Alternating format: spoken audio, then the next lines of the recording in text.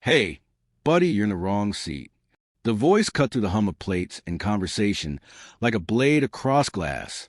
Every head within earshot turned, not because shouting was unusual in a crowded Los Angeles restaurant, but because of the tone, thick with mockery, eager for an audience. Bruce Lee didn't look up right away. He finished setting his teacup down, the porcelain touching the saucer with a soft, deliberate click. Across from him, a young waiter froze, eyes darting between the small, composed man at the table and the towering figure looming behind him. I said, the giant continued, louder now, "You're too small to be sitting here like you own the place." A ripple of nervous laughter spread through nearby tables. The man was massive, easily 250 pounds of wrestler's bulk, shoulders straining his shirt, knuckles like stones. He wasn't just looking for a seat. He was looking for a moment. Bruce lifted his gaze, calm and unreadable. "The seat was offered to me," he said, his voice even.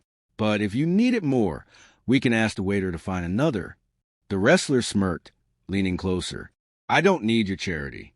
I need you to understand something. Men like you don't belong in my way." A hush fell.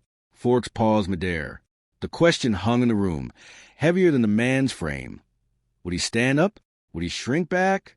Or would something else happen entirely? Before this story goes any further, take a second to subscribe, because stories like this deserve to be heard. Bruce's fingers rested lightly on the edge of the table. To most, he looked fragile next to the giant. But there was a stillness about him that felt less like weakness and more like a coiled decision waiting to be made.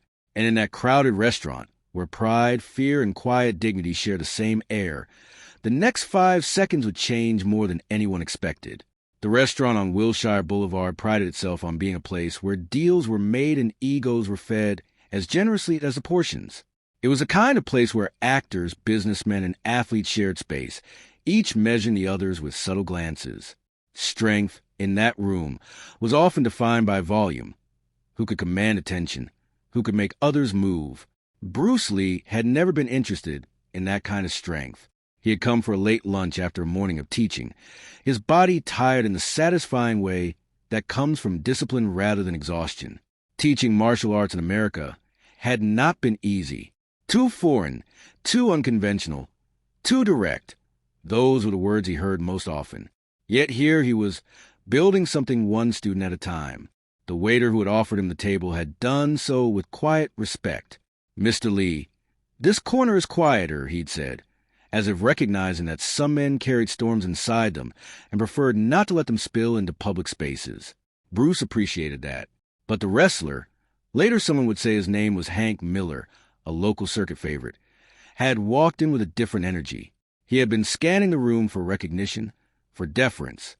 When he saw Bruce seated comfortably, not shrinking, not apologizing for his presence, something in him bristled. It wasn't really about the chair. It was about the unspoken hierarchy Hank believed the world owed him. As murmurs spread, Bruce could feel the familiar tension of being underestimated. He had known it since childhood. Too small, too Asian, too different. In America, the judgments came wrapped in smiles or jokes, but they cut just the same. He didn't resent the man. Not yet, but he understood the moment was no longer about lunch. It was about what people believed strength looked like, and whether he would let that belief go unchallenged. Hank Miller thrived on attention the way some men needed air. In wrestling rings and smoky arenas, he had built a reputation not only for his size, but for his theatrics. He played the villain well. Crowds paid to boo him, and he gave them reasons to. But outside the ring, the performance rarely stopped. His friends often laughed it off. "That's just Hank," they'd say. "He needs a crowd." Today, the restaurant was a stage. "Look at him," Hank said to no one in particular, gesturing toward Bruce. "This guy thinks he's tough. You some kind of karate movie star." A few patrons chuckled, though uneasily. Others avoided eye contact, choosing instead to focus intently on their meals. The waiter hovered nearby, clearly unsure whether to intervene. Bruce met Hank's gaze. "I teach," he said simply. "Teach." Hank barked a laugh. "What breathing exercises?" The laughter this time was thinner, strained. There was a cruelty in the air that people recognized but didn't know how to challenge. Bruce felt the room's discomfort more than the insult itself. He had faced far worse. But what troubled him was a familiar pattern. Someone using size and noise to shrink others. He thought of his students. Young men and women who came to him not to learn how to fight, but how not to be afraid. He thought of the boy who had told him, "I just want to walk down the street without feeling small." The irony was not lost on him. Size can be misleading, Bruce said quietly. Hank leaned closer, his shadow swallowing the table. "You saying you're not small?" Bruce's expression didn't change. "I'm saying it's not the measure that matters." For a brief moment, something flickered in Hank's eyes. Uncertainty, perhaps, or the faint recognition that the conversation had shifted beyond his control. But pride is a stubborn thing. He straightened, cracking his knuckles. "Why don't you stand up and prove it?" The room went still again, not because they expected a fight, but because they sensed they were witnessing a test of something far more fragile than bone. Bruce rose slowly, not with the stiffness of someone preparing for violence, but with the composure of a man standing to greet an old acquaintance. His chair slid back with a soft scrape, the sound loud in the sudden quiet. Up close, the contrast between the two men was undeniable. Hank towered over him, a wall of muscle and bravado. Bruce appeared almost slight by comparison, his frame lean, his posture relaxed. A woman at a nearby table whispered her companion, "This won't end well." But she wasn't sure for whom. Bruce clasped his hands loosely in front of him. "What is it you want to prove?" he asked. Hank blinked, caught off guard. "Prove? I'm not proving anything. I'm showing you where you stand." "And where is that?" Bruce asked. "Below men like me." The words hung in the air, heavier than any threat. Bruce studied him. Not as an opponent, but as a man performing a role he had long forgotten how to step out of. He saw the tightness in Hank's jaw, the way his shoulders stayed lifted even at rest. A life spent bracing for challenges, even when none existed. "I don't wish to stand above you," Bruce said, "or below you, only beside you." A murmur rippled through the room. The statement was simple, but it cut through the tension like a beam of light through fog. Hank's face flushed. "Don't get philosophical with me. You think words make you strong." "No," Bruce replied. "Choices do." For a heartbeat, the restaurant held its breath.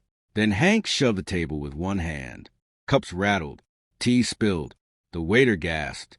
It was not a full act of violence, more a declaration, a line drawn. And in that moment, Bruce understood. The next 5 seconds would not be about defeating a man. They would be about deciding what kind of strength the room would remember. The teacup tipped, a thin stream of amber liquid sliding across the white tablecloth before dripping onto the floor. The sound was soft, almost delicate, but in the charged silence it felt deafening. Bruce looked down at the spreading stain, then back at Hank. The wrestler's chest heaved, though he had barely exerted himself. It wasn't physical strain. It was the weight of being watched. The room had become a mirror, reflecting not just his size but his choices. "Clean that up," Hank muttered to the waiter, gesturing at the spill as if it were an inconvenience rather than the result of his own hand. The waiter hesitated, eyes flicking toward Bruce in silent apology. "It's all right," Bruce said gently. He reached for a napkin, dabbing at the tea with careful movements. The gesture was small, almost mundane, yet it shifted something in the atmosphere. He was not reacting with anger. He was restoring order. Hank scoffed. "You gonna mop the floor, too?" "If it needs mopping," Bruce replied. A few people exchanged glances. The tension had not vanished, but it had changed shape. What had begun as a spectacle was becoming something harder to categorize. Hank's friends at a nearby table shifted uneasily. One of them, a man in a leather jacket, leaned forward. "Come on, Hank. Let it go. We're here to eat." But Hank's pride had found its anchor. Backing down now would feel like shrinking in front of strangers. "You think you're better than me," he said, voice lower now, more dangerous in its quiet. Bruce shook his head. "No, I think we are both responsible for what happens next." The words landed with unexpected weight. Responsible. Not stronger. Not weaker. Responsible. Hank opened his mouth to retort, but no words came. For the first time since he had entered the restaurant, The role he was playing no longer fit comfortably, and the audience, once eager for entertainment, was beginning to see the difference between power and control. Hank stepped back, just a fraction, but enough to break the illusion of dominance he had constructed. The movement was subtle, yet in a room tuned to every shift, it felt seismic. "Responsible?" he repeated, as if testing the word. "You're saying this is my fault?" Bruce set the damp napkin aside. "I'm saying we each choose how we treat others, especially when we think no one will challenge us." The statement landed harder than any blow. Hank's jaw tightened. He was used to confrontation, shouting, shoving, the clear rules of physical contests.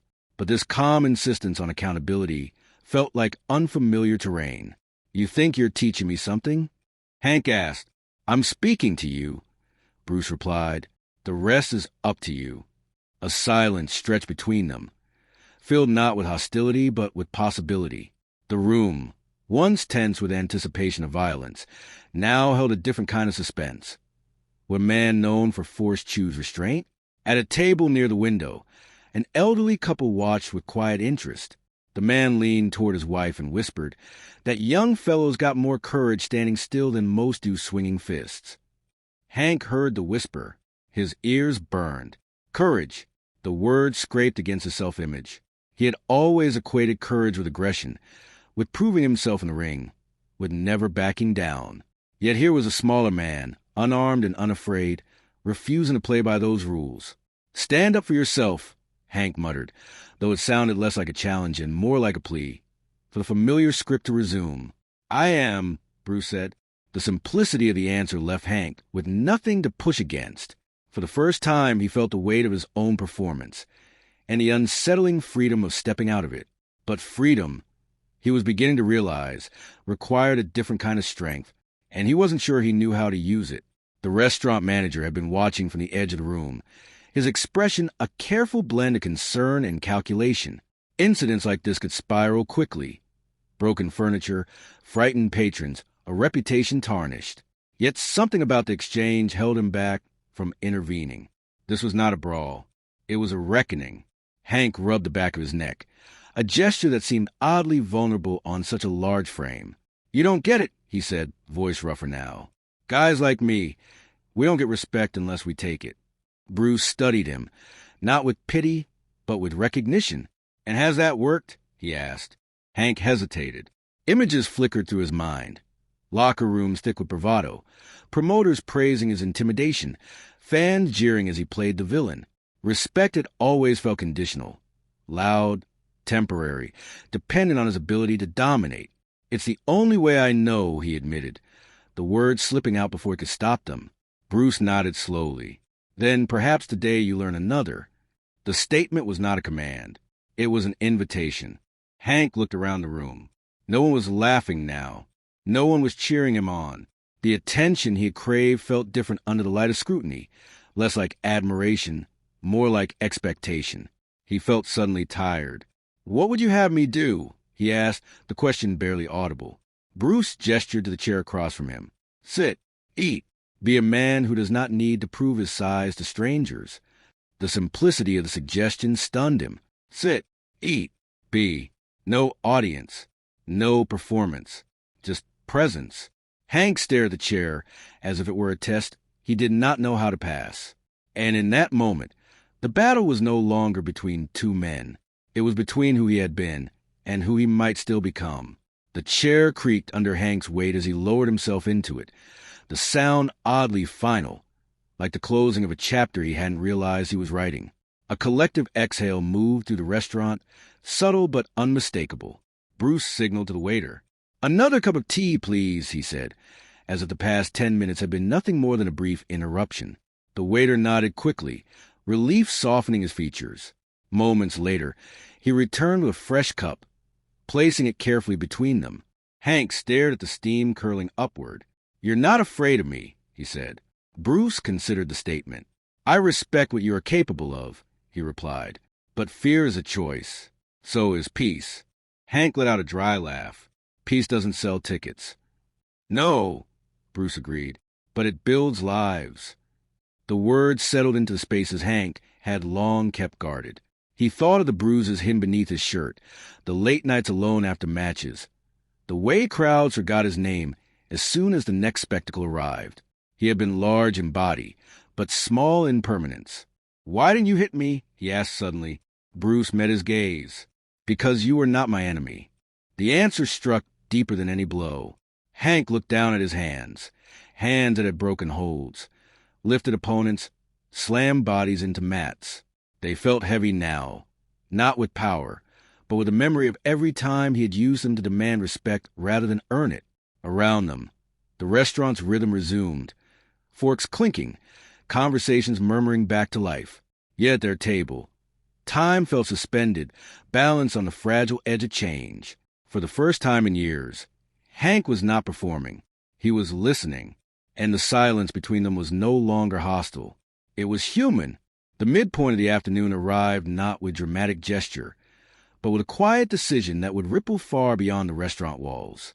Hank reached into his pocket and pulled out a folded bill. He placed it on the table, sliding it toward Bruce.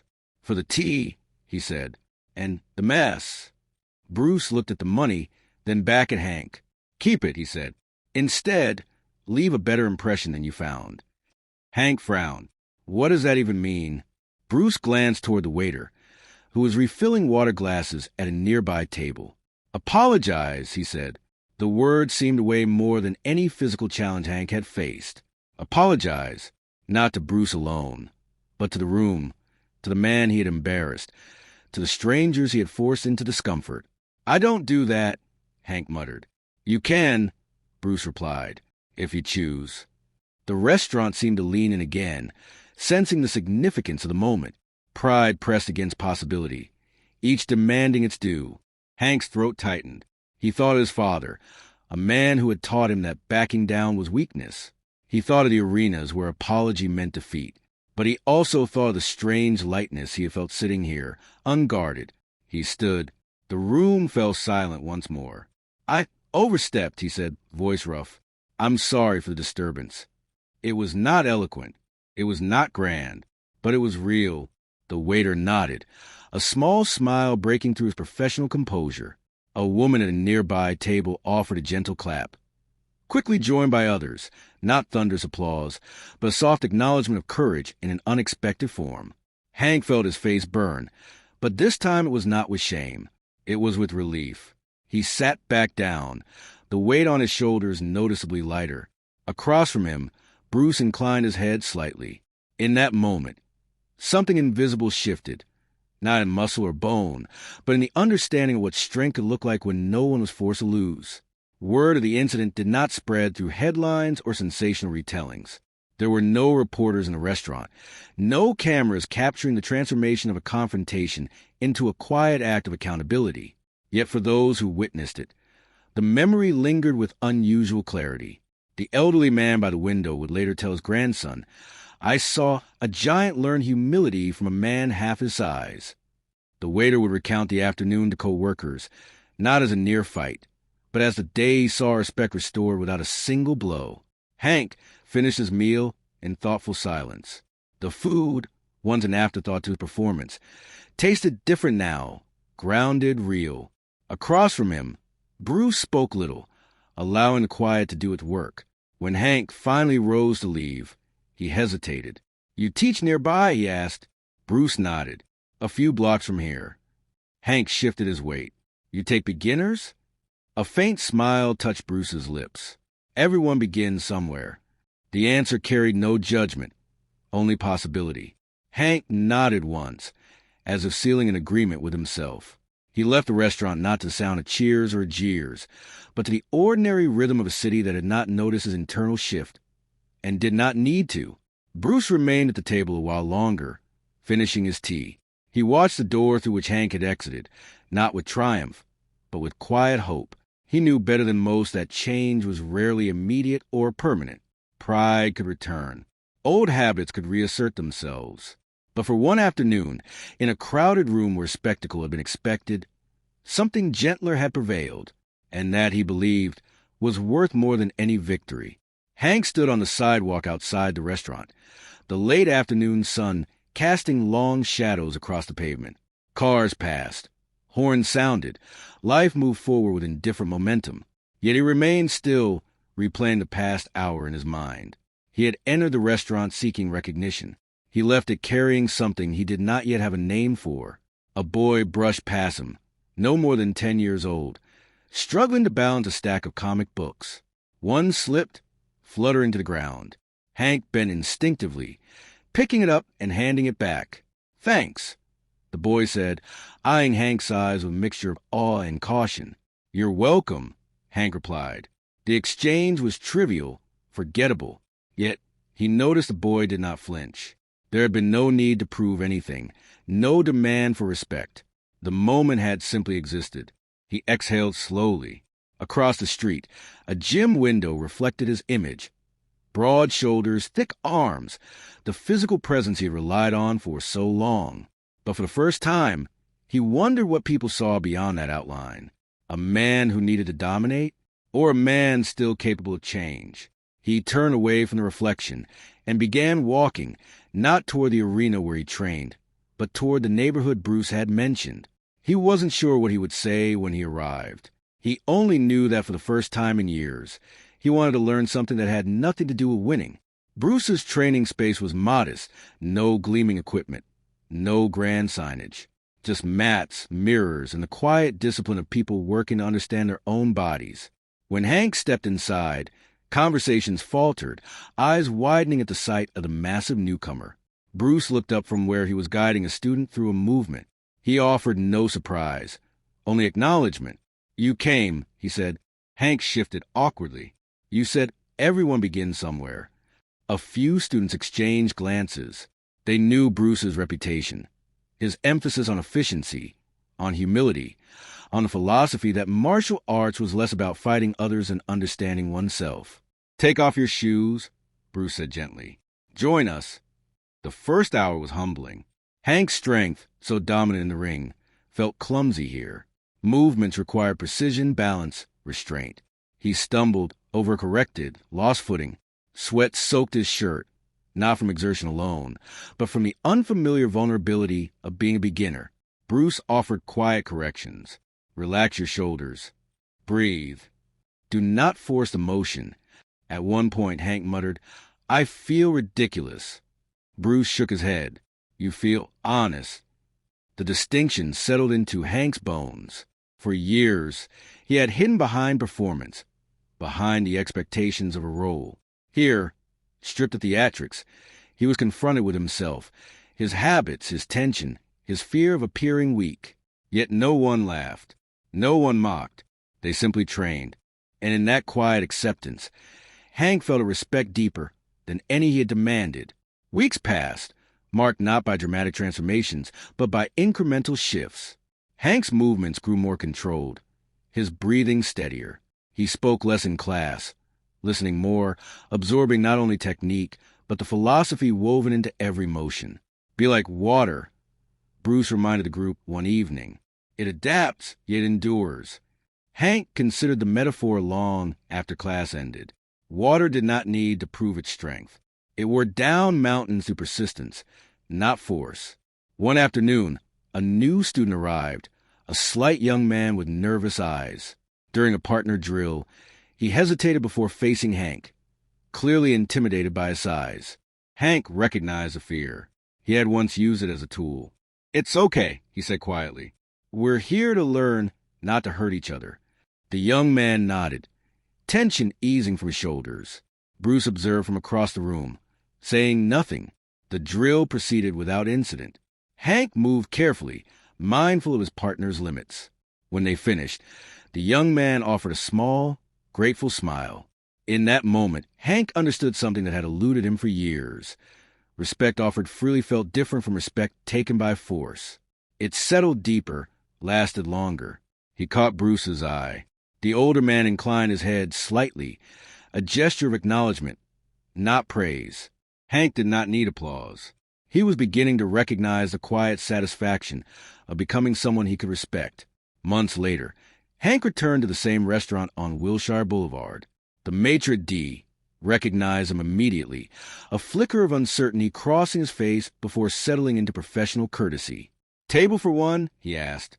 For now, Hank replied. He chose a seat near the corner, the same corner where he had once demanded space through intimidation. The memories surfaced not with shame, but with clarity. He saw the man he had been and the choice that had altered his course. The waiter approached, the same young man from before. Recognition dawned, followed by a tentative smile. "Good to see you again," he said. "You too," Hank replied. "And I'm sorry for how I acted last time." The waiter's smile widened. "Thank you." The exchange was simple, but it closed a loop Hank had not realized remained open. As he waited for his meal, he watched the room, the subtle negotiations of space and attention, the quiet hierarchies people constructed. Strength still took many forms here, but he no longer felt compelled to dominate it. When Bruce entered a few minutes later, their eyes met. No words were needed. He joined Hank at the table, and they shared tea in companionable silence. There was no spectacle this time, no audience, only two men who understood that the most meaningful victories often occurred where no one thought to look. Their conversation drifted from training to life beyond the mats. Hank spoke of reducing his appearances in the wrestling circuit, choosing fewer matches, focusing instead on mentoring younger athletes. "They come in thinking size is everything," he said. "I tell them it's the easiest thing to lose." Bruce listened, a faint smile playing at the corners of his mouth. "And what do they think of that?" "Some laugh," Hank admitted. "Some listen. A few understand." Bruce nodded. "That is enough." Hank considered the simplicity of the statement. Enough. Not total transformation, not universal approval. Just the steady influence of example. "I used to think strength meant never backing down," Hank said. "Now I think it means knowing when to step aside." Bruce lifted his teacup. "To stepping aside," he said. They clinked cups lightly, the sound barely audible over the restaurant's ambient noise. Yet for Hank, it resonated with the clarity of a bell. He had not become smaller. He had become steadier. And in that steadiness, he found a confidence that required no audience.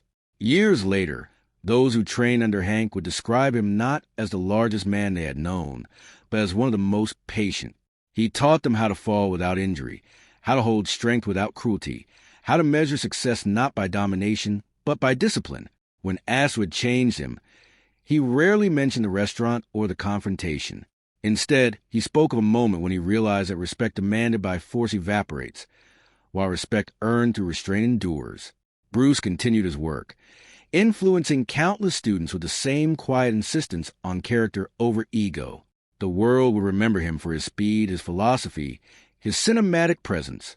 But in a crowded restaurant one afternoon, his greatest demonstration of strength had been stillness. The lesson was never spoken aloud. It lived in choices. In a chair offered instead of taken, in an apology given instead of withheld, in a decision to sit rather than stand over another. Strength, the room had learned that day, was not the absence of fear or the presence of power. It was the courage to choose who you become when the world is watching. And sometimes when it isn't.